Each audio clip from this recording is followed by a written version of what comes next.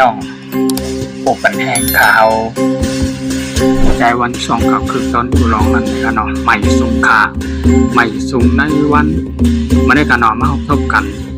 ตั้งข่าวแทงกำหนึ่งกันเนาะมาได้ก่อแมนอยู่ในวันที่5 เดือนธันวาคม2026นั่นนะครับเนาะแมนอยู่ในวันพุธนะครับเนาะข่าวใจวันช่องข่าวคือตอนกูลองมาได้ก่อเดี๋ยวเอาหัวข้อข่าวเกี่ยวกับไปลองเฮาไล่นอกเมืองมาผากตอนปันพอมีพี่น้องเขาให้ไล่ถอมได้ยินกันกูเจ้ากูตนกูป้าเนาะวันมาได้ก่อหัวข้อข่าวเกี่ยวกับไปลองทั้ง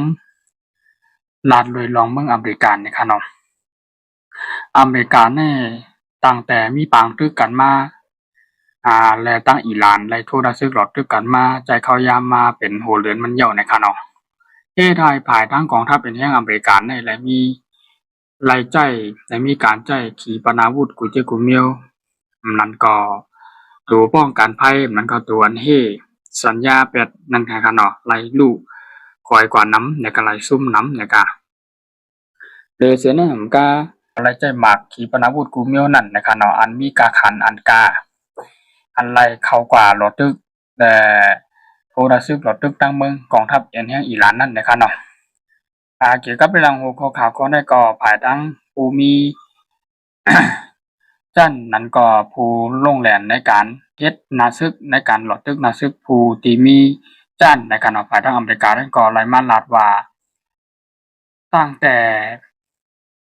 มีเป็นบางตึกกันมาตั้งอเมริกันและอิหร่านในเฮาขาตั้งเห็นแห่งอเมริกันในรายใจหลายเจือหลายมิ้วอันใดเสียงนำกว่านะครับเนาะขีปนาวุธแน่กูลองนะครับเนาะเฮ็ดให้ภายในกองทัพเอ็นแห่งเฮามาภายทั้งตึกในกะหาวว่าเป็นขีปนาวุธว่าเป็นหมากมือจืนย่ำตรวนจังได๋ก็เนาะหลายเฮ็ดให้มันยกย่องกว่านะครับเนาะถามว่าหมดไหมก็หมดเก่าขานะหมดแต่กำในพอหลายลองลาดเลยลองทางเด็ดตึกกันมาแน่หลายใจหมักเฮาว่า4ปุ่นแน่4ปุ่นแน่หลายใจก็หมกปูนปลายครึ่งนะครับเนาะปูนปลายครึ่งคืออยู่3ปุ่นปลายนะครับเนาะก็ไปลองขีปนาวุธและหมากมือจืนย่ำหลากนากองกลางของเมืองอเมริกานี่ก็ถ้าหมดแต่มีทั้งหมดอยู่เย้าไหนเขาเป็นผู้นำในกำพาเขาเอ็นแห่งอันใหญ่ที่สุดนะครับเนาะที่อันและมีเป็นบางตึกและโทษนะซึกหลบตึกกันนะอิหร่านเนี่ยนะครับเนาะเขาดูและมีอันใจตื้อและหมากมือจืนย่ำขีนาบุขีปนาวุธอันน้ำแทงนะครับเนาะอันไล่เชิง อันเลยเชิงกว่าก็มีหลายมิ้วนะครับมีหลายมิ้วหลายอันไหนลูกก้อยกว่าซุ่มกว่านั่นนะครับเนาะกำในเกี่ยวกับไปลองแพตตี้ออดนะครับเนาะแพตตี้ออดเนี่ยเป็นตัวเฮหมากและตัวเฮสกัดตัวป้องกันภัยทางอากาศที่เขาว่านะครับเนาะตัวเฮหมากสัญญาเฮหมากผู้เข็มอันที่ปล่อยที่เมืองผู้เข็มนั้นเขามานั่นตัวเฮจัดการแบบแตกในกลางหำบรรลุถึงที่นั่นค่ะนะนั่นห้องว่าแพตตี้ออดนะครับเนาะมีแทงตัวนึงห้องว่าทัสนะครับเนาะทัสเนี่ยมีแทงนะครับเนาะทัสเนี่ยก็เป็นตัวป้องกันตัวเฮสัญญาเหมือนกันนะครับเนาะตั้งแจ้และลงแรงภายเฮมันก็ไล่ว่ากว่าแพตติออตนะครับเนาะตัวห้องว่าทัสเนี่ยเป็นของเมืองอเมริกาที่ละเฮ็ดขึ้นมานะครับเนาะกำได้ภายทั้งอเมริกาเนี่ยก็ไล่มาลาดถึงปืนเผานั่นก็ลาดโดยรองว่าการที่เฮาดีเฮ็ดแพตตี้เฮาได้เฮ็ดตัวป้องกันตัวเฮเนี่ยที่สั่งที่หิมที่สั่งในกลุ่มนี้ที่อันเป็นกลุ่มนี้ที่อันใหญ่ที่อันเฮ็ดตัวนั้นเฮ็ดขึ้นมาแทงนะครับห้องว่ากลุ่มนี้ล็อกฮิตมาร์ตินนะครับเนาะล็อกฮิตมาร์ตินเนี่ยอันที่ไล่ใจมันก็ที่ไล่ซื้อที่กลุ่มนี้ที่เฮ็ดปันนั่นล็อกฮิตมาร์ตินเนี่ยที่ไล่ใจเงินหลายพันล้านดอลลาร์นะหลายพันล้านดอลลาร์นะครับเนาะที่อันที่ไล่ใจเงินในตาที่เฮ็ดขึ้นตัวนั้นก็เปิดเลยลองแพตติออดตัวนั้นตัวอันเฮ็ดสกัดสัญญาในมันกานะครับเนาะกำในโอเฮ็ดเอานะก็อันที่เอาให้มันเข้มกว่านั้นที่ให้มันต้องแลนโอเคกว่านั้นแทงนะครับเนาะก็เลยมีการสั่งเสียงเงินตั้งมวลนั้นหลายเหงดอลลาร์นะครับผู้ตาที่เอา2ตัวได้มาขนาดห้องว่า1แพตติออด2ทัดนะครับเนาะพอเฮ็ดก็พอสั่งเฮ็ดแทงก็ดีเฮ็ดขึ้นแทงให้มันเลยเป็น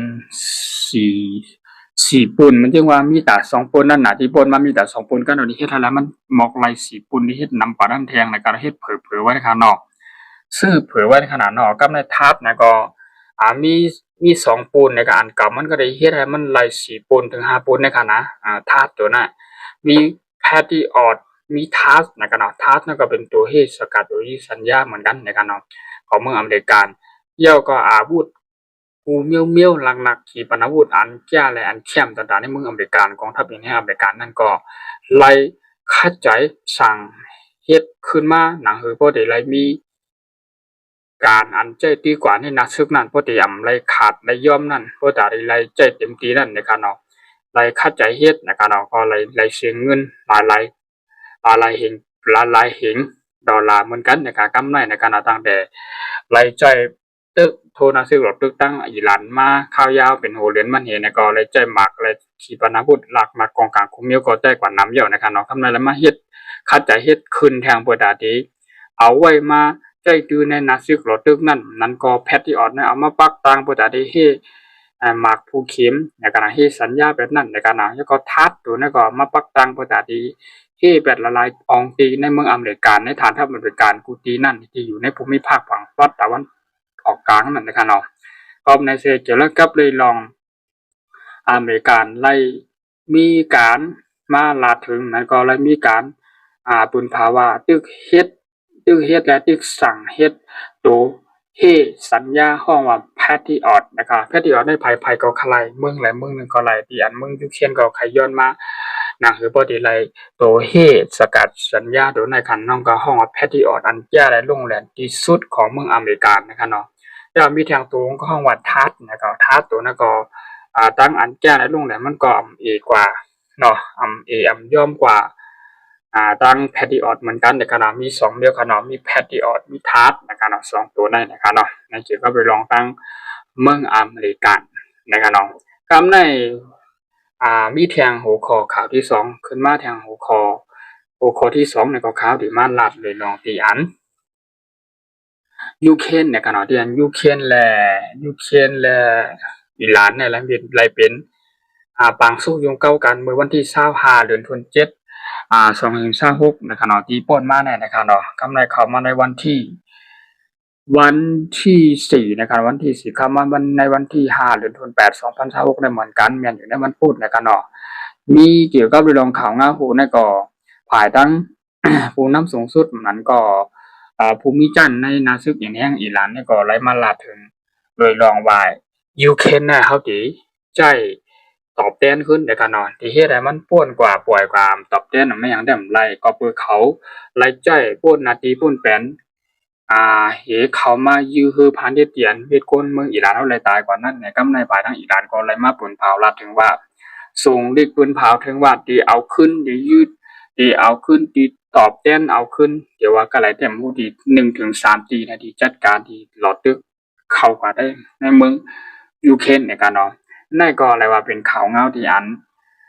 เงาลายมันบ่ค่อยเข้มนะครับตอนตามเมืองอังกฤษตอนตามเมืองยูเครนและอิหร่านเนี่ยกันเนาะภายดังผู้น